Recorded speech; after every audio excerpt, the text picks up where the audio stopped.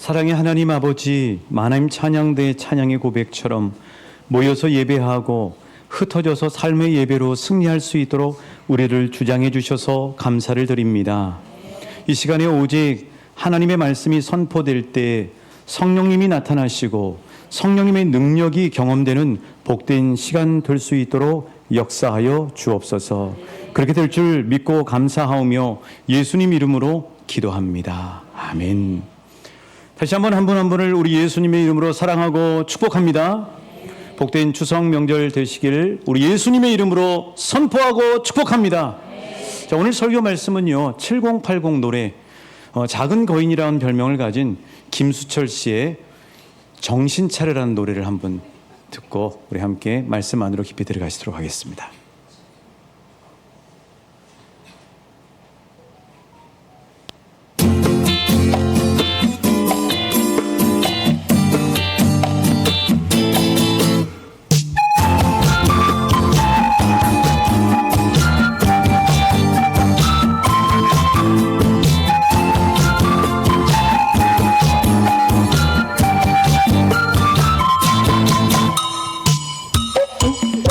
모르겠네 정말 난 모르겠어 도대체 무슨 생각하는지 여기저기 거기 또 둘러봐도 아무런 것도 하나 없는데 왜 찾으려고 하니 왜 떠나려고 하니 자꾸 그럴수록 슬퍼져요 혼자 살아가야 하니까 말로만 그려놓고 또 다시 그러면 어떡하니 자꾸 그럴수록 사람이 사랑이 안 보이잖아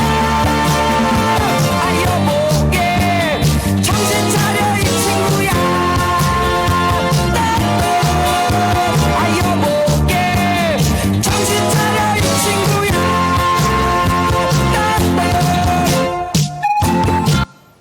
여러분 잘 보셨습니까? 이 노래를 아시는 분도 계시고 또 무슨 저런 노래가 다 있나 하고 생각하실 분도 계실 것 같아요. 이 노래라고 하는 것은 우리의 세대를 이야기해 줍니다. 사실 이 노래가 처음 나왔을 때 이 노래 그 밑에 댓글을 보니까요, 이렇게 얘기를 했더라고요. 저 때는 무슨 저런 노래가 다 있나 했는데 난 정말 무지한 소년이었다. 100년을 넘어선 노래였구나. 100년을 넘어선 노래였구나. 이 김수철 씨의 이 노래의 메시지는 무엇이냐면은 헛된 것에 마음을 빼앗기지 말고 정신 차리고 살라고 하는 이 메시지를 듣는 이들에게 던져주고 있습니다. 자, 오늘 하나님이 우리에게 주신 이 축복의 말씀 15절 말씀에서도 하나님은 저와 우리 모두에게 같은 메시지를 말씀하고 있네요. 우리 함께 봉독하시면서 하나님의 음성을 듣길 원합니다. 시작. 그런즉 너희가 어떻게 행할지를 자세히 주의하여 지혜 없는 자같이 하지 말고 오직 지혜 있는 자같이 하여. 그렇습니다. 너희가 어떻게 행할지를 자세히 주의해서 살펴서 어떤 사람이 되라고요? 지혜 없는 자가 되지 말고 지혜 있는 자가 되라는 거예요. 여러분, 성경에서 이야기하는 지혜가 있다 없다, 이 이야기는 지혜가 있다 없다를 이야기하는 게 아닙니다. 여기서 이야기하는 지혜는 뭐냐면은 바로 주님 앞에 택함 받은 사람이 지혜가 되고요, 주님 앞에 택함 받지 못한 사람은 어리석은 자인 거예요. 예수님의 이 마태복음 7장에 보면은 반석에 집을 지은 지혜로운 자, 모래 위에 집을 지은 어리석은 자, 이렇게 말씀하고 있는데, 이것은 뭐냐면 인생 전체를 이야기하는 것이고요. 또 마태복음 25장에 보면은 열처녀 비유가 나오는데 슬기로운 5처녀와 그리고 미련한 5처녀가 나와요. 이건 뭐냐면 결국 여기서 이야기하는 지혜와 어리석음은 뭐냐면 신랑이 열어놓으신 천국잔치에 참여하느냐 못하느냐예요. 사랑하는 저와 여러분이 우리의 삶을 잘 살피셔서 정신을 차리시고 지혜 있는 복된 자 되시길 우리 예수님의 이름으로 축복합니다. 자, 그렇다면 왜 하나님은 우리에게 정신을 차려서 지혜 있는 자가 되라고 크게 외치시고 말씀하실까요? 실은 하나님의 음성은 아주 우리 귓가에 크게 말씀하시는 거예요. 정신 차려 이 친구야 하는 말씀이에요. 왜 그럴까? 바로 그 이유가 16절에 있습니다. 우리 함께 말씀으로 확인해 보실게요. 시작. 세월을 아끼라 때가 악하니. 자, 하나님은 우리에게 너희의 삶을 살펴서 정신을 차리라고 하는 이유는 무엇이냐면은 세월을 아껴야 된다고 하는 사실이에요. 때가 악하다는 거예요. 이 세월이라고 하는 이야기는 뭐냐면 헬라어로 카이로스라는 말인데요. 이 뜻은 정해져 있는 시간, 한정되어 있는 시간, 유한한 시간을 이야기하고요. 아끼다라는 말은 헬라어로 엑사고라조라는 말인데 에크라는 말은 뭐뭐로부터 끄집어낸다. 영어로 하면 프롬이에요. 아고라 그러면 시장이잖아요. 그러니까 시간은 시장에서 산다는 거예요. 그러면 시장에서 그 물건을 살 때는 주인이 있잖아요. 이야기는 뭐냐면 시간의 주인은 하나님이시라는 거예요. 하나님이 빛을 만들고 낮과 밤을 만드셨잖아요. 그래서 내가 가지고 있는 인생의 시간은 한정돼 있다는 겁니다. 여러분 한 분 한 분에게 하나님이 인생이라고 하는 시간을 주셨는데 그 시간은 무한정으로 있는 게 아니고요. 하나님이 각자 몇 년만 살고 오라고 정해 주시는 시간이 있다는 사실이에요. 그래서 때가 악하다 이 말은 뭐냐면 세대가 타락했다는 거예요. 그래서 우리를 헛된 것에 시간을 뺏기게 하고 시간을 낭비하도록 하기 때문에 정신을 차리고 우리에게 주신 소중한 시간들을 복되게 사용하라는 말씀입니다. 자, 우리 인간이 유한한 존재라고 하는 사실을 요즘 많은 사람들이 관심을 가지는 건강을 가지고 한번 이야기를 해볼게요. 여러분 우리 몸은요 무한정으로 쓸 수 있는 몸이 아니에요. 우리 몸은 한정돼 있어요. 자, 보면은 이 치료하러 가시잖아요. 이가 무한정 쓸 수 있어요? 젊었을 때는 막 쇳덩이도 씹어 드실 수 있을 만큼 그랬는데 연세가 드시면서 이가 흔들흔들하고 충치도 먹고 빠지기 시작하는 거죠. 자, 우리 눈이라고 하는 게 노안이 옵니다. 세월이 가면 노안이 와요. 침침해져요. 귀가 어두워져요. 그러니까 우리 몸에 있는 모든 이 장기와 모든 것들은 무한정 쓸 수 있는 게 아니고 한정이 되어 있다는 거예요. 우리가 음식을 먹을 때 그걸 잘 조절해 주는 게 바로 췌장에서 인슐린이라고 하는 게 분비가 됩니다. 이 인슐린이라고 하는 건 무한정 있는 게 아니에요. 이 인슐린을 1923년도에 그 의학자들이 발견해 보니까 췌장에서 평생 그 사람이 쓸 수 있는 인슐린의 양이 한정돼 있어요. 그래서 이 인슐린을 잘 아껴서 써야 되는 거예요. 그래서 식사를 하실 때도 처음에 야채를 많이 드셔야 되는 이유가 뭐냐면 인슐린이 스파이크가 일어나지 않도록 야채 같은 걸 먹으면 인슐린이 과다 분비가 되지 않는 거죠. 자, 이런 모든 우리 몸의 기능들을 보면 알 수 있는 사실은 뭐냐면 우리 인생은 무한한 게 아니고 정해져 있는 시간이 있고 한정돼 있다는 사실이에요. 자, 모세가 그 얘기를 했어요. 시편 90편 10절 말씀입니다. 우리 함께 봉독해 보실게요. 시작. 우리의 연수가 70이요 강건하면 80이라도 그 연수의 자랑은 수고와 슬픔뿐이요 신속히 가니 우리가 날아가라. 모세는 이미 알았던 거예요. 우리 인생은 70, 80 살아요. 지금 뭐 의학이 발달해서 사람들이 뭐 80세, 100세 한다고 그러는데요. 건강 수명은 얼마 안 돼요. 건강하게 내가 내 생활을 하면서 살 수 있는 시간은 정해져 있다는 사실이에요. 16세기, 17세기 네덜란드에 새로운 화풍이 들어섰는데요. 그 화풍의 그림들은 이런 그림입니다. 여러분에게 세 편을 한꺼번에 보여드릴게요. 자, 여러분 저 그림 보시면 좀 어때요? 끔찍하죠? 웬 그림에 해골바가지가 다 있냐? 저 그림을 저렇게 그린 저 화풍을 바니타스 정무라라고 하는데요. 이게 뭐냐면 이 바니타스라는 말은 라틴어로 헛되다 이런 뜻이에요. 헛되다. 저 그림들을 그린 이유가 뭐냐면은 인생이 무한정 이 세상의 문명이 영원히 끝이 없는 것처럼 생각을 했다고요. 그러다 갑자기 흑사병이 확 나와버린 거예요. 우리 코로나 겪은 것처럼. 그러면서 깨달은 거예요. 여러분 정신 차려야 됩니다. 인생은 무한정 사는 게 아니에요. 인생은 한정돼 있어요. 그래서 이 바니타스 정무라에는요 기본적으로 소재가 공통돼 있어요. 첫 번째는 해골, 두 번째는 모래시계. 모래시계 왜 놨을까요? 시간이 한정돼 있다는 거예요. 촛불, 연약하다는 거예요. 우리 인생이 강한 것 같지만 정말 이 꺼질 듯 말 듯하는 그런 연약한 존재라는 거죠. 꽃과 과일을 놔둔 거는 시들 수가 있다는 거예요. 금은 보화 이런 걸 놔둔 거는 풍자한 거예요.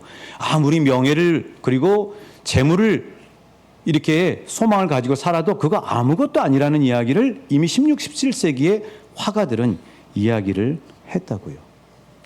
요즘 우리 지역의 프로야구 팀이 아주 경기를 잘해가지고 연일 계속해서 야구장이 10,000원이 된다고 해요. 우리 그 프로야구 팀 중에 양현종이라고 하는 투수가 있습니다. 이 투수는요, 이름이 붙어 있어요. 대투수예요, 대투수. 그냥 투수가 아니고 대투수입니다. 2007년도에 프로에 데뷔를 해서 14년째 프로 생활을 하고 있는데, 지난 7월 17일 날 삼성 라이온스하고의 경기에서 5회를 던지고 있는데 투수 코치가 마운드로 올라온 거예요. 그래서 이제 마운드에 올라와서 공을 달라 그러니까 양현종 선수가 버틴 거예요. 나 싫은데요. 나 계속 있고 싶은데요. 이런 겁니다. 결국 실랑이가 좀 벌어지다가, 물론 그 참 뭐 나쁜 실랑이가 아니고 좀 이렇게 장난기 섞인 실랑이가 벌어졌는데, 결국 양현종 선수가 투수 코치한테 공을 넘겨주고 마운드를 내려옵니다. 그러고 난 다음에 선수들이 대기하고 있는 라커룸에서 그 감독이 양현종 선수를 뒤에서 백허깅하면서 그의 마음을 풀어주는 것이 그 훈훈한 장면으로 많은 사람들이 보게 되었어요. 자, 양현종 선수가 일반 선수는 그냥 내려오는데 왜 그 마운드에서 쉽게 내려오지 않았냐고 기자들이 물었더니 이런 의미 있는 얘기를 했습니다. 이런 기회가 많이 있지 않을 거라고 생각했기 때문입니다. 양현종 선수는 이제 본인에게 남겨져 있는 투수로서의, 야구 선수로서의 시간이 얼마 남지 않았다는 사실을 늘 기억하고 마운드에 올라가는 거예요. 그래서 한 구 한 구를 던질 때마다 최선을 다해서 감상하면서 던지고 있다고 하는 사실이에요. 우리 인생도요, 우리의 구단주가 되시는 하나님이 너 손에 들고 있던 거 다 놓고 내려와라. 그러면 우리가 원하든 원하지 않든 내려가야 돼요. 저와 여러분은 한정된 시간을 살고 있다고 하는 사실을 이 추석 명절에 기억하시고 복되게 사시는 한 분 한 분 되시길 우리 주님의 이름으로 축복합니다. 자, 그렇다면 나에게 주신 이 시간을 어떻게 아껴 쓸 수 있을까요? 많은 사람들이 하는 이야기가 세월은 유수와 같다고 이야기합니다. 그러니까 시간을 물에 비유하는 거죠. 물이 흘러가는 것처럼. 자, 우리가 이 시간을 어떻게 하면 잘 활용할 수 있을까를 생각해 보는 비유로 수도꼭지에서 나오는 물을 생각해 볼 필요가 있는 것 같아요. 저 수도꼭지에서 물이 딱 틀면 나옵니다. 그런데 우리는 어떻게 생각해요? 이 물이 나오는데 그 물을 목욕을 한다든지 세수를 한다든지 설거지를 한다든지 빨래를 한다든지 그러면서 물이 쓰여지면 그 물은 절대 낭비했다는 생각을 안 합니다. 그렇죠? 그런데 그 물이 그냥 틀어져 있는 거예요. 아무 용도를 위해서 쓰이지도 않으면서 물이 틀어진다든지 뭐 물장난을 치면서 한다, 물을 쓴다 그러면은 우리는 일반적으로 생각할 때 그 물을 낭비했다고 생각을 하는 거죠. 하나님이 우리에게 주신 시간이라고 하는 것도요, 어떻게 아껴 쓸 수 있냐면 그 시간을 어떤 용도로 사용하고 있느냐가 중요한 거예요. 그 시간을 그냥 막 흘려보내면 낭비하는 거고요. 그 시간이라고 하는 것에 하나님이 주신 목적, 하나님을 위해서 또 이웃을 섬기기 위해서 보람 있는 일을 위해서 사용한다면 그 시간을 아끼고 잘 사용하는 거라는 사실을 우리가 생각해 볼 필요가 있는 거죠. 자, 그래서 하나님이 17절 말씀을 우리에게 하신 이유예요. 우리 같이 읽어보실게요. 시작. 그러므로 어리석은 자가 되지 말고 주의 뜻이 무엇인지 이해하라. 그렇습니다. 어리석은 자라고 하는 여기서 뜻은 뭐냐면요, 무분별하다, 흐리멍텅하다는 얘기예요. 시간이 막 가는데도 아무 개념이 없이 그냥 흐리멍텅하게 보내는 걸 이야기하는 것입니다. 그러나 어리석은 자가 되지 말고 누구의 뜻을 분별하라고요? 하나님의 뜻, 시간을 주신 주인이신 하나님의 뜻이 무엇인가 이해하라 이렇게 되어 있는데, 이 이해하다라고 하는 말은 헬라어 원어는 어떻게 되어 있냐면은 같은 마음을 가지라 이런 말이에요. 하나님이 너에게 정해져 있는 50, 70, 60년의 시간을 주셨는데 그 주신 하나님의 마음과 같은 마음을 가지고 사용해라. 이게 시간을 전략하는 거다 하고 하나님이 말씀해 주시는 거죠. 지난 금요일에 우리는 새벽 기도를 드리고 새벽방 사역을 했습니다. 여러분, 이 새벽방 사역이 귀한 이유는 그 시간이 하나님이 우리에게 주신 시간을 하나님의 뜻대로 잘 사용하는 시간. 그 시간은 게임 좋아하는 친구들 이야기하면 천국 상금 머니가 쌓이는 시간이에요. 그래서 복된 시간이죠. 자, 토요일에는 새벽 기도 드리고 우리가 이번 또 올해도 이제 10년째 이웃사랑 김장을 하는데 저 김장 배추를 또 거름을 주기 위해서 우리 성도님들이 함께 수고했다. 자, 저 시간이 헛된 시간이 아니고 우리에게 주신 그 시간을 가장 잘 사용하는 시간이라는 사실이에요. 자, 우리 성도님들 가운데 마늘 까는 분들이 있어요. 자, 마늘을 까는 시간, 이 시간이 헛되게 낭비될 수도 있고 하나님 앞에 정말 영광 돌리면서 잘 사용될 수도 있어요. 뭐 어떻게 하면 될까요? 그 시간에 하나님하고 함께 교제하면서 마늘을 까는 거예요. 그 시간에 마늘을 까면서 성령님이 톡 하고 생각나게 하는 사람을 위해서 기도해요. 그 시간에 마늘 까서 열심히 수고하고 허리도 아프지만 그것의 일정액을 이웃을 위해서 드린다면 그 마늘 까는 시간은 허송세월이 아니라 정말 하나님이 영광 받으시고 천국 상급이 쌓이는 복된 시간이 될 수 있다고 하는 사실이에요. 그러니까 무엇을 하느냐도 중요하지만 그 시간에 어떤 개념과 생각을 가지고 보내느냐, 어떤 분과 교제하면서 그 시간을 보내느냐에 따라서 낭비가 될 수 있고 하나님 앞에 복되게 영광 드리는 시간이 될 수 있다는 사실을 우리가 기억해 볼 필요가 있는 거죠. 자, 우리는 알았어요. 하나님이 우리에게 주신 시간은 무한정 있는 것이 아니라 정해져 있다는 사실은. 더 큰 문제는 뭐냐면 그 정해져 있는 시간이 언젠지를 아무도 모른다는 사실이에요. 그래서 더 우리는 바짝 깨어 있어야 되는 거죠. 그리고 또 하나는 그 시간을 주신 하나님의 뜻대로 잘 사용해야 된다는 사실을 알았어요. 자, 그렇다면 그 말씀과 18절 이 술 취함과 성령 충만함과는 대체 무슨 관계가 있을까요? 우리 먼저 18절 함께 읽겠습니다. 시작. 술 취하지 말라. 이는 방탕한 것이니 오직 성령으로 충만함을 받으라. 우리 좌우 옆 사람에게 축복합니다. 오직 성령으로 충만하십시오. 할렐루야.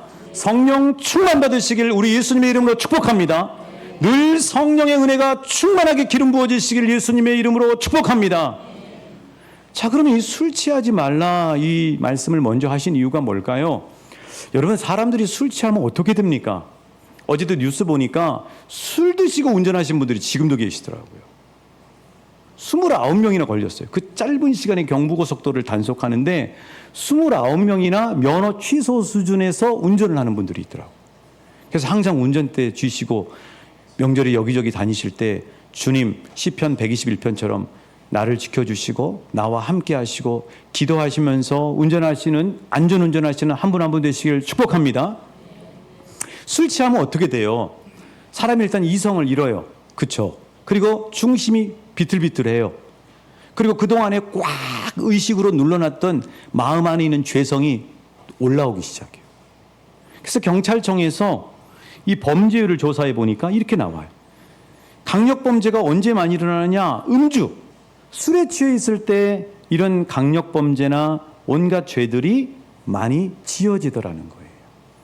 자, 그러면 나는 예수 믿는 사람이기 때문에 술 안 먹으니까 이 말씀하고 별로 상관이 없냐? 그게 아닙니다. 여기서 이야기하는 술이라고 하는 것은 바로 뒤에 있는 성령 충만에 반대되는 개념이에요.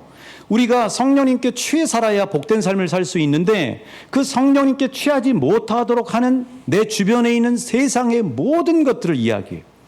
다른 말로 얘기하면 여기서 취한다고 하는 말은 우리가 흔히 쓰는 말로 꽂힌다라는 말입니다. 여러분은 무엇에 꽂혀 사세요? 여러분 요새 무엇을 많이 생각하시고 사세요? 무엇을 많이 보시고 사시고 무엇을 많이 듣고 사세요? 내가 요새 취해 있는 술이라고 하는 게 뭔지를 아는 방법은 내가 제일 많이 생각하는 거, 그리고 내가 제일 많이 보고 자주 듣는 거, 이게 지금 내가 취해 있는 세상의 술이에요. 그것이 성령님이 되시길 예수님의 이름으로 축복합니다. 그것이 성령님의 취해 사시는 복이 되시길 예수님의 이름으로 축복합니다. 이런 거죠. 게임. 어마어마하죠. 뭐 이야기할 필요 없죠. 근데 애들만 게임한 게 아니더라고. 우리 아빠도 게임해요. 막 그래요. 이 게임에서 그 시간에 보내는 시간은요, 다 흘려보내는 시간이에요. 또 도박하면서 보내죠. 그 시간 낭비하는 거잖아요. 그렇죠? 도박. 또 뭐가 있을까요? 사행성 주식. 그냥 주식이 아니라 사행성 주식, 비트코인, 이런 것들. 거기에 다 어송세우라는 거예요. 음주, 가무, 마약 없겠지만은, 우리 가운데는 없겠지만 우리 대한민국에 이 마약에 취해가는 사람들이 많아지고 있다는 거죠. 건전하지 못한 관계, 뭐 불륜 관계가 됐던 뭐 그런 관계에 취해 있는 거예요. 다시 시간 낭비하는 거고 죄의 머니를 쌓는 시간이죠. 근심, 염려, 걱정, 자기 연민, OS에서 하루 종일 사는 거예요. 또 잘못된 생각과 욕심과 허영심, TV 드라마, 넷플릭스 영화, 스포츠 중계. 저도 야구를 좋아하거든요.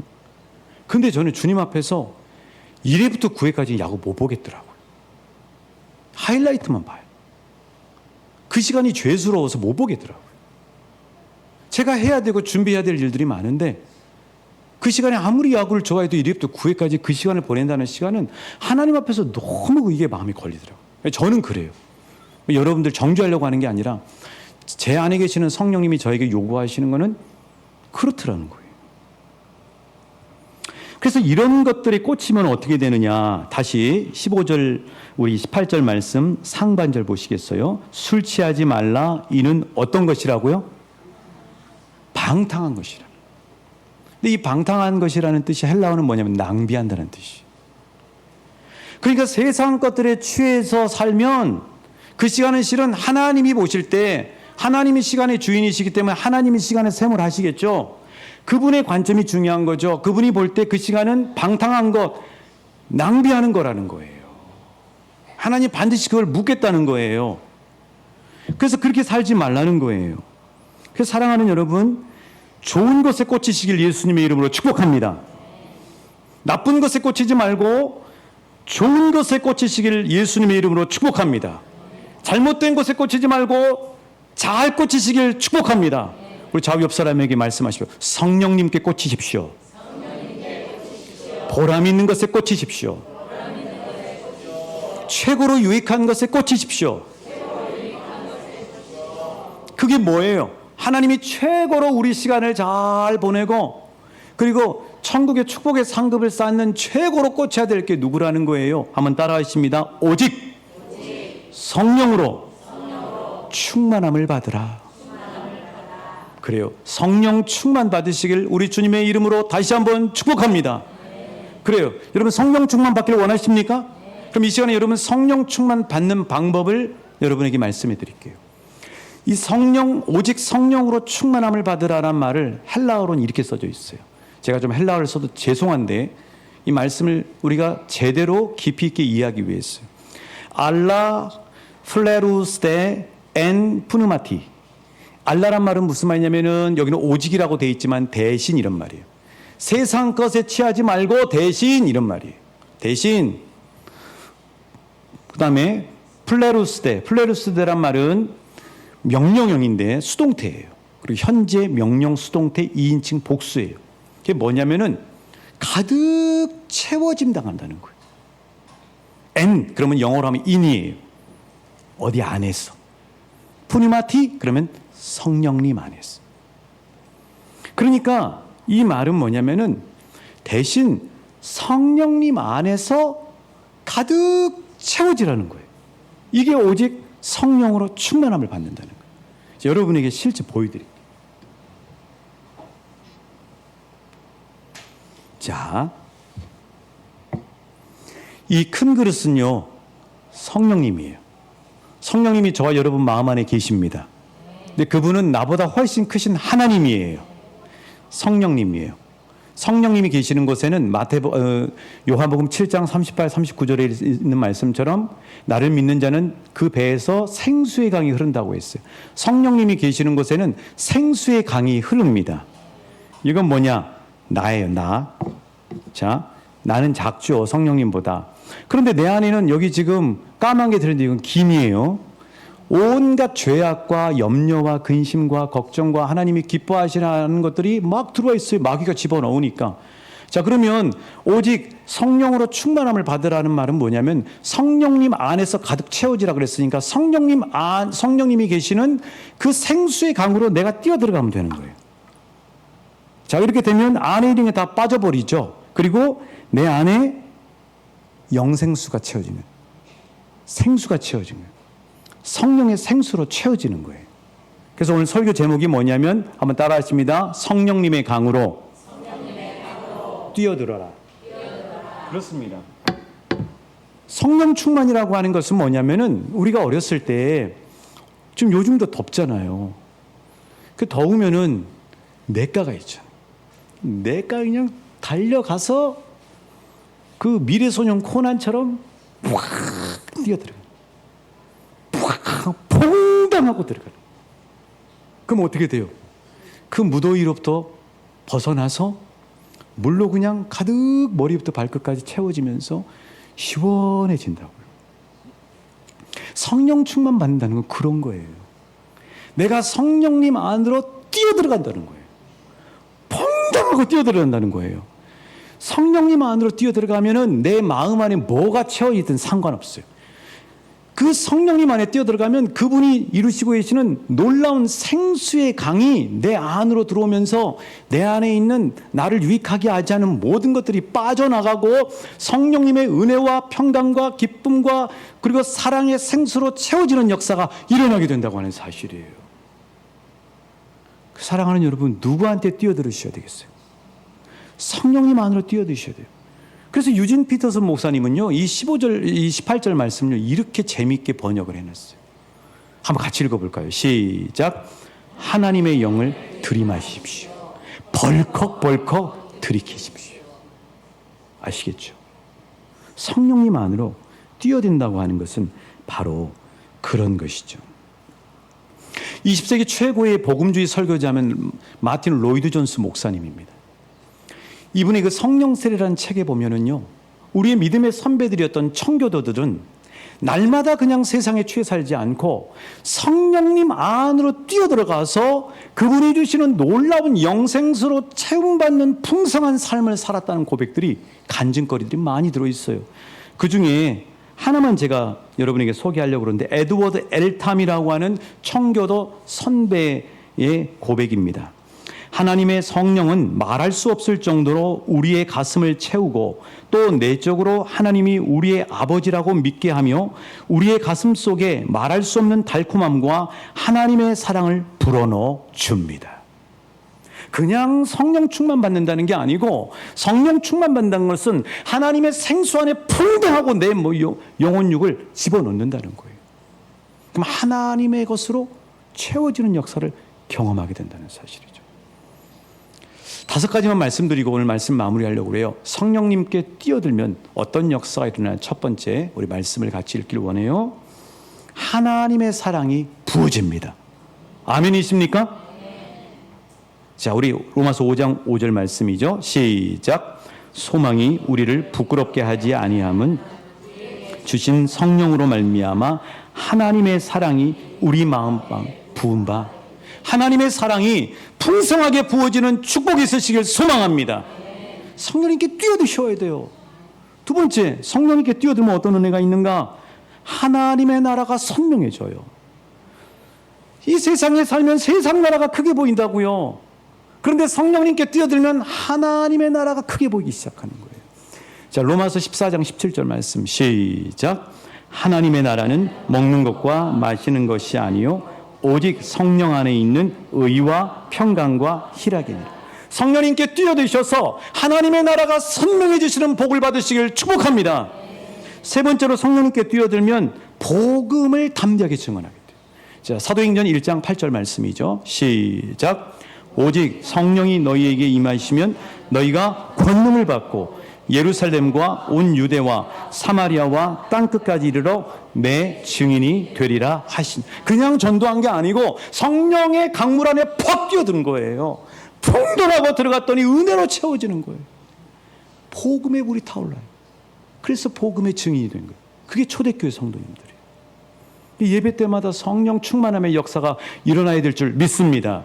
오늘 찬양을 딱 듣는데 왜 저렇게 찬양이 촌스러워? 여러분, 성령을 강구하는 이 역사들은요, 촌스러워요. 배운 사람들을 볼 때는 왜 저렇게 촌스러워? 이래요. 근데 성령 충만함은요, 그런 거 따지지 않아요. 자, 우리 네 번째로 성령님께 뛰어들면 어떤 역사가 일어나는가? 사도행전 2장 17절 말씀이에요. 시작.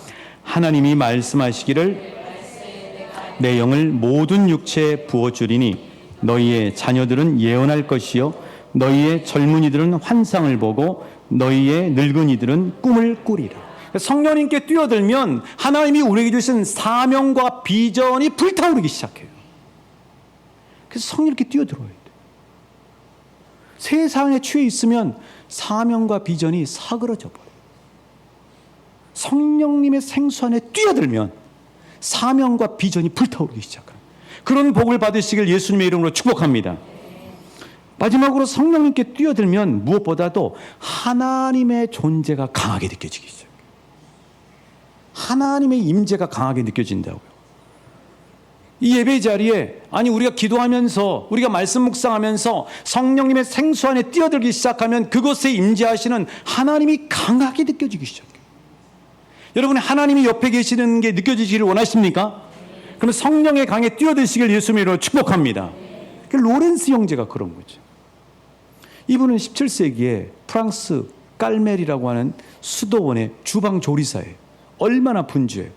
근데 이분은 늘 성령님의 생수 안에 뛰어들었어요.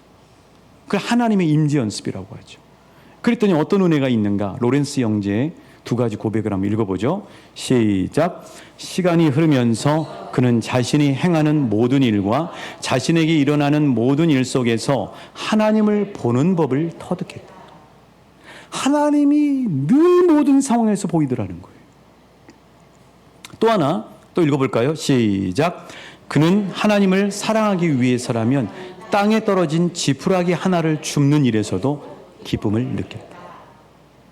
제 간증이 있어요. 제가 화장실 청소를 하거든요.